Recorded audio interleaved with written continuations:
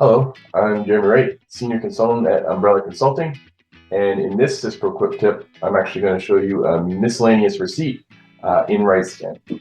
And so, first thing I'm going to do is go to the Inventory tab within riteSCAN and go to Misc receipt. And what this allows me to do is bring in product into a warehouse. Maybe I received it and I don't have a PO. I want to put it into the warehouse. I can do that with this. So what I'm going to do is I'm going to choose warehouse FG, bin FG. And the stock code I'm going to choose is A100. I'm just going to show you SYSPRO. You see FG has 4 of the A100s.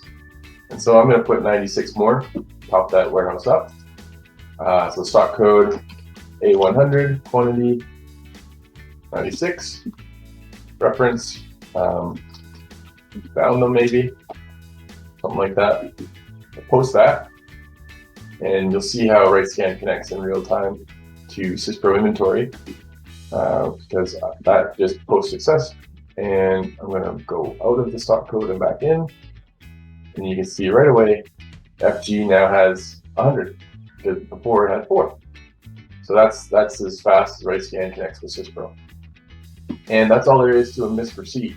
Thanks for watching.